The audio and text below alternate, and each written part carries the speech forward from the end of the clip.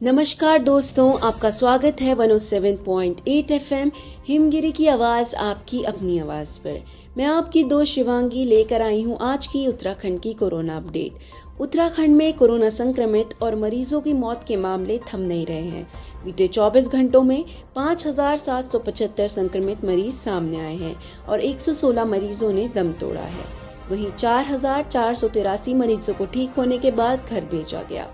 कुल संक्रमितों की संख्या 2,77,585 पहुंच गई है, जबकि सक्रिय मामले 79,379 पहुंच गए हैं। स्वास्थ्य विभाग के मुताबिक शुक्रवार को 23,379 सैंपलों की जांच रिपोर्ट नेगेटिव आई, जबकि देहरादून जिले में 1,583 कोरोना संक्रमित मरीज मिले हैं।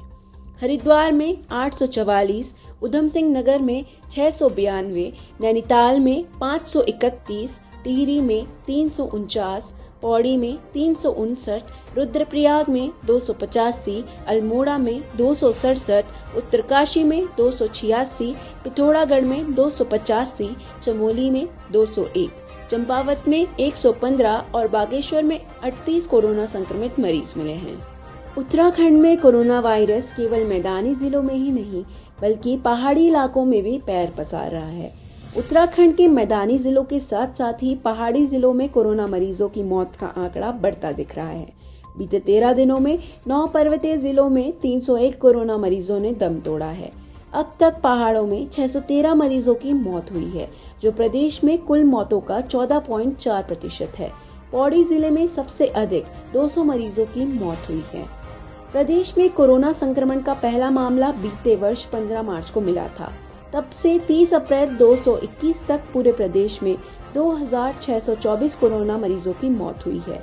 इनमें से 312 की मौत 9 पर्वतीय जिलों में से हुई थी। वहीं आपको बता दूं कि कोरोना संक्रमित मरीजों में होने वाले ब्लैक फंगस जैसी घातक बीमारी ने उत्तराखंड में भी दस्तक दे दी है। देहरादून के मैक्स अस्पताल में पहुंचे एक मरीज में ब्लैक फंगस की पुष्टि हुई है, जबकि मैक्स और दून अस्पताल में 3 अन्य मरीजों में भी इसके लक्षण सामने आए हैं।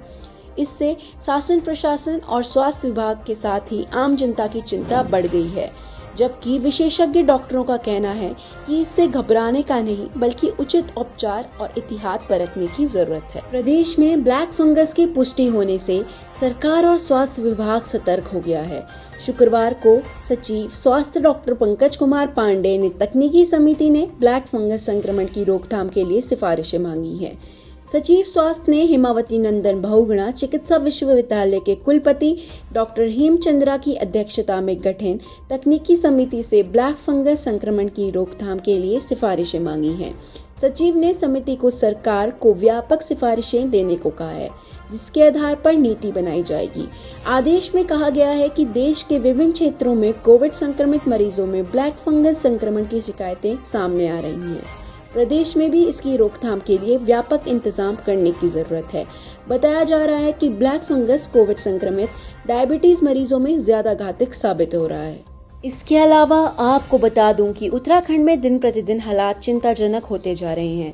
प्रदेश के 4 जिलों में 112 बच्चे कोरोना संक्रमित हुए हैं।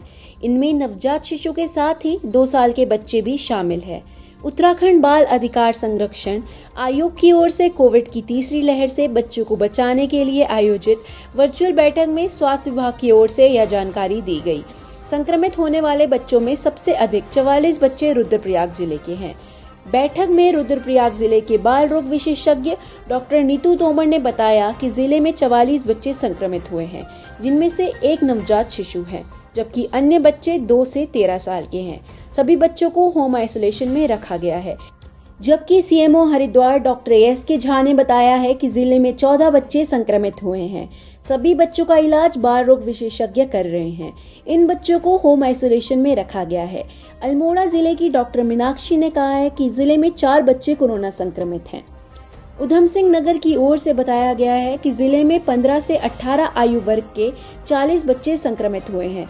सभी बच्चों को होम आइसोलेशन में रखा गया है। बताया गया है कि जिला अस्पताल में 40 बच्चों के लिए चाइल्ड केयर वार्ड की व्यवस्था की गई है। तो दोस्तों, ये थी आज की उत्तराखंड की कोविड अपडेट। इसी के साथ स्वस्थ रहें, सुरक्षित रहें और सरकार द्वारा दिए गए नियमों का पालन करें। और साथ ही सुनते रहें 107.8 FM हिमगिरी की आवाज, आपकी अपनी आवाज।